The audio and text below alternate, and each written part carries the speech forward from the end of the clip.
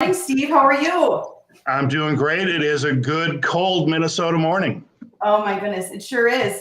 December in Minnesota, it starts to get chilly. We got to start to get the snowfall. And I thought this would be a great time for us to get together and remind my clients, because the majority of them are from out of state, how to maintain your home in the winter.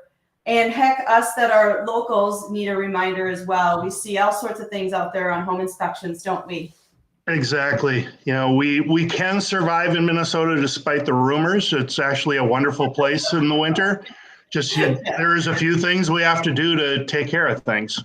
Yeah, absolutely. So we're just going to kind of go over a short list of things to think about this month as you have some time off during the holidays and you want to kind of spend some time, focusing on your home. These are the sorts of things that Steve and I have come up with to help you best set your home here in the winter. So actually, I start out any inspection, I'm looking for some general overview things and just some basics of every house, every season. I emphasize and stress smoke alarms, change batteries, and if you have any, take them down, and all smoke alarms have a date on the backside of the alarm. If it's older than 10 years, throw it out. Don't rely on an alarm older than 10 years. And if you can't find a date code, it's older than 10 years, get rid of it. And one carbon monoxide alarm near bedroom. So if you have upstairs, lower level, carbon monoxide alarm is required. Yep, that became code at least 2 decades ago. So yeah, it's been a while. So just make sure they're there. Not only is it code, it's a great idea. Right. Tell me about filters. These are always left behind. Yep. And, routine seasonal maintenance. We have, depending on your house, you could have several. Most houses are going to have a forced air furnace that has a furnace filter. And in my experience, there's a lot of homeowners who obviously don't realize that, and they can get rather dirty and gross. So usually 2 to 3 months, probably the expected life of a filter, throw them out and start fresh. And there are some electronic filters. If you have those, they need cleaning. If you have an all-house humidifier, it has a water panel inside. Those, I always call them science projects. You're dripping water through them, and they can get really gross fast.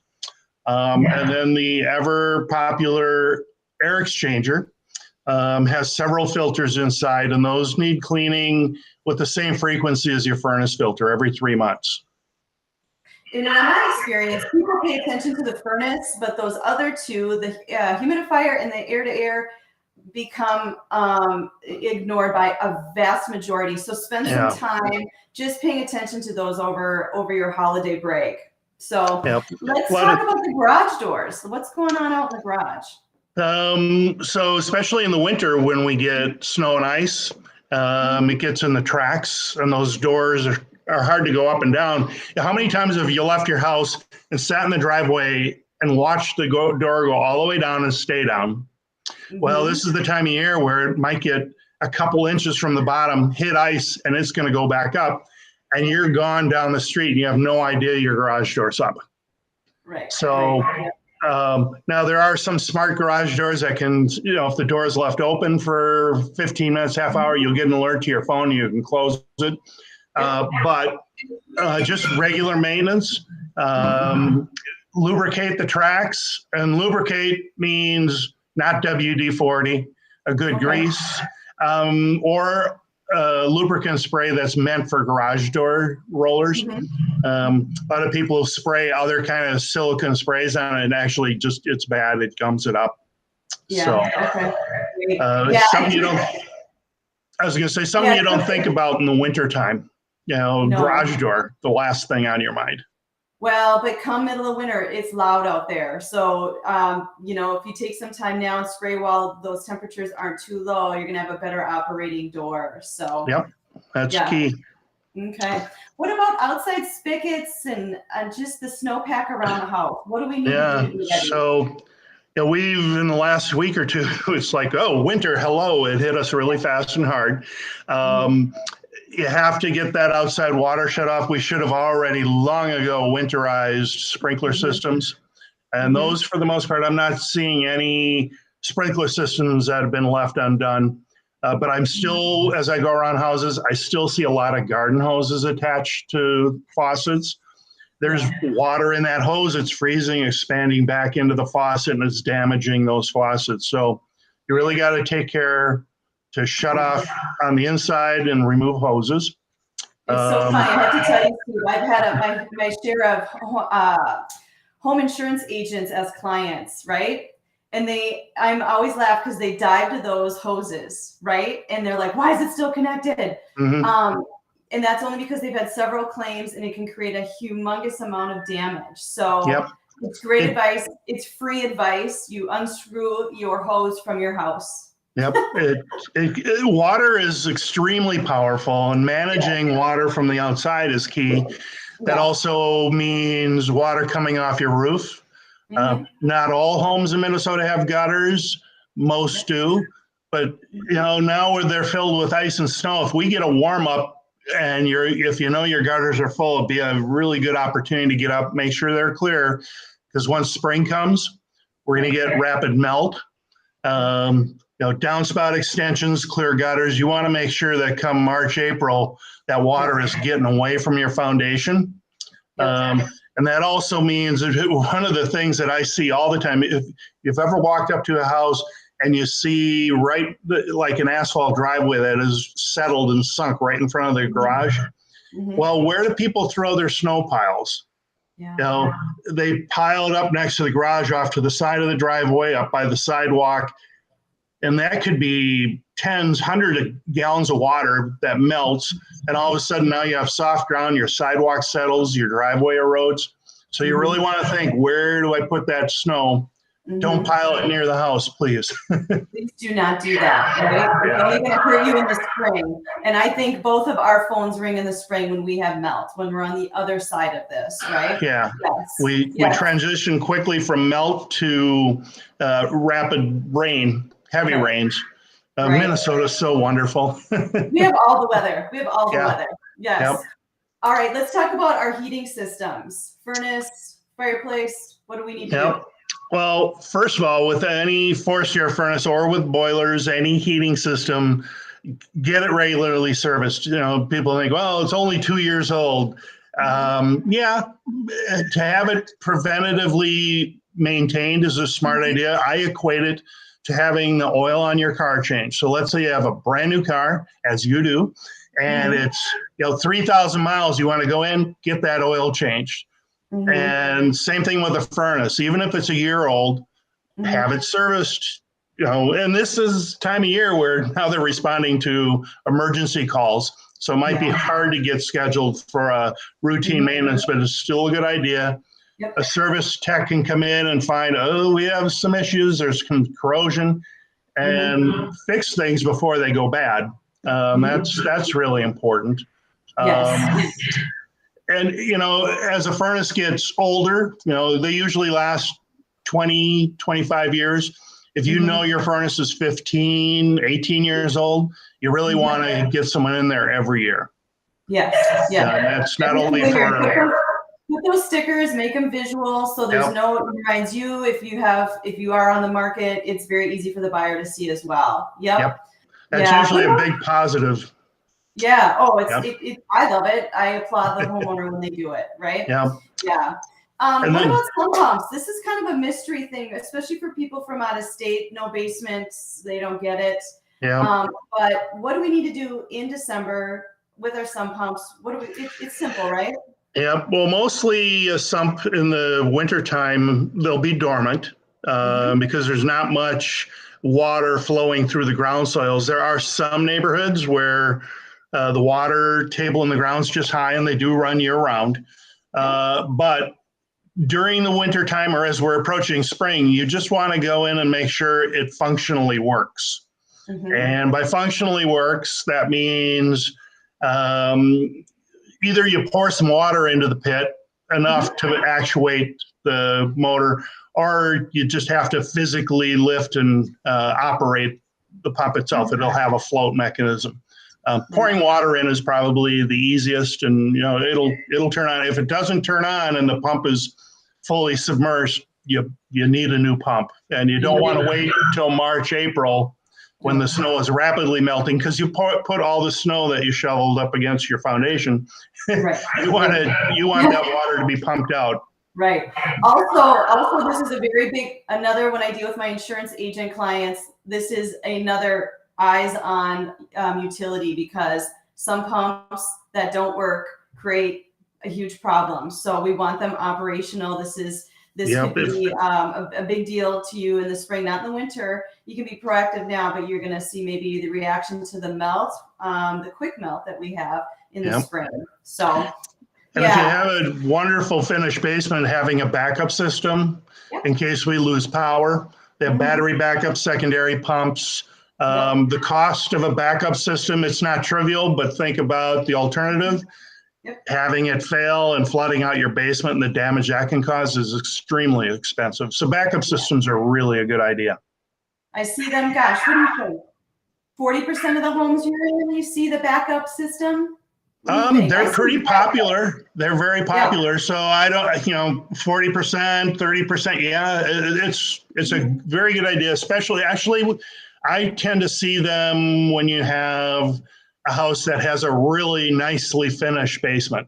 There's a cause and effect there. Absolutely. Yes, absolutely. Absolutely. Well, I'm curious about insulation in attics. No one can go up there except you.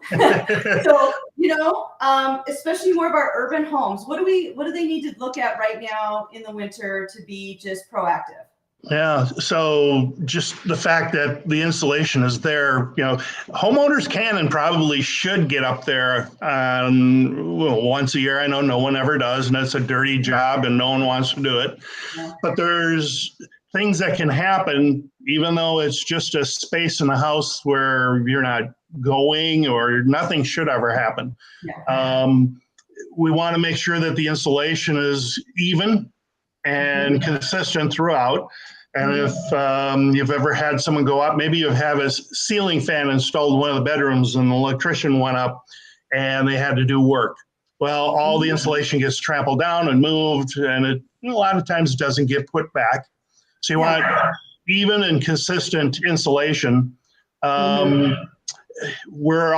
exhaust your bathrooms through the attic space, and those ducts that are going out to the roof surface, sometimes those slip. The number of times that we see that's fallen down. When all your bathroom hot, moist air is flowing into the attic, and attics get frosty, and they're science projects again.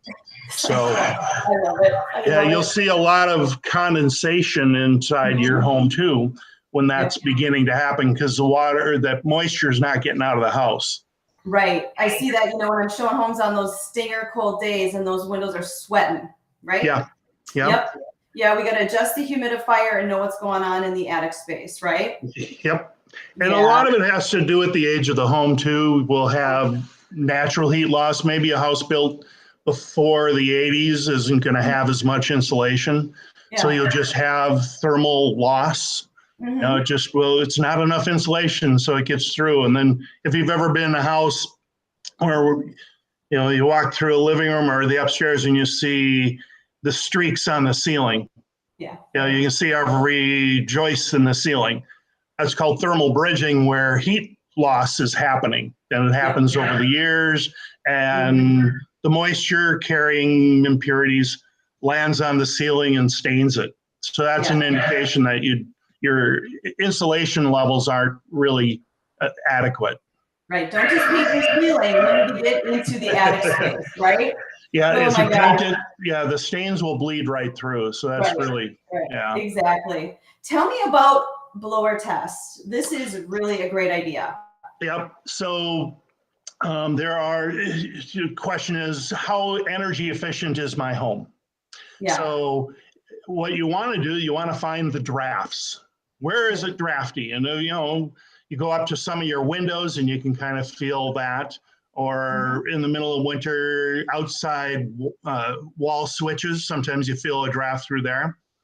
There are energy efficiency tests, and they're done. They're required on new construction. but they're also performed by your local utility company. It's called the blower door test. But what they'll do is they open up your front door in the middle of January and they put this big blower fan on the door. And what they're doing is sucking air out of the house. And it puts your house under pressure. And if your house isn't sealed up very well, you're going to begin to feel drafts coming through the house. Now, in new construction, they seal houses up very, very tightly, and you'll have minimal air movement, and you won't feel much draftiness. But let's say you have a house built in 1970 or earlier, you're going to feel a lot of the drafts. So then what the technician doing the blower door test will do is, with an infrared camera, go through the house and begin to look for cold spots, and they just light right up. It's actually amazing. Windows will be weak spots, doors will be weak spots, wall, ceiling junctions. There's a lot of areas that reveal what we call bypasses. Now, the insulation's not doing what it was intended to do. Building practices back in the 1900s aren't what they are today. So you have a lot of draftiness, and you want to find it and stop it. Right. Yep. And that's what that test does. That is a great one. And you can get those done through your gas company. So Steve and I are going to put some links below to some of these things that we recommend. These might be new ideas and topics to you, so that you can click and just go right to some of these products we recommend or services to help your home stay efficient in our cold Minnesota months. Steve and I have worked together for a long time. I don't even know how long, but it's been a long time. And Let's not count. I'm fortunate to have you an advocate for my buyers when we are out looking at homes and under contract. One of the biggest things that came out of our pandemic was kind of the rebirth of the pre-home inspection. As a lot of people that were in the business, we had some transactions that went through without inspection. And sometimes the most effective transaction was those sellers that pre-inspected and then put their home on the market. This became such a huge tool. And I'm so happy it came back, because it kind of went away and now it's back. And I think this is something that sellers should be doing moving forward. There is no harm in inspecting your home prior to listing and servicing those safety and hazardous issues. You don't want safety and hazardous issues. And that's what an inspector's job is to educate a buyer. And number two is to identify safety and hazardous. Steve's job is not to answer why did a homeowner do this quirky thing. Is it safety and hazardous? So I think this is something that homeowners or soon-to-be sellers need to think about. It's a tool, the things that you can do and provide as counsel prior to going on the market. Because you want to get all of that work done before you're on the market versus when you're excited and moving on to your next home. So Steve could be a huge asset and part of your successful marketing plan here to list your home in 2023. So I think the old saying that knowledge is power. If you have the knowledge of what's truly happening in your house, think about how, moving forward, putting your house on the market at that point, you're going to be ahead of the game. Absolutely, yes. So please, those that are interested in a home inspection or heck, an education on your current property, please reach out to Steve. He's my trusted home inspector. He can help you out. And hopefully, I'm wishing everyone a Merry Christmas and yourself as well, Steve. Hopefully, I'll be seeing you really soon, okay? Okay, have a great holiday and best to your family. Thank you. You as well. All right, thank you. Thanks.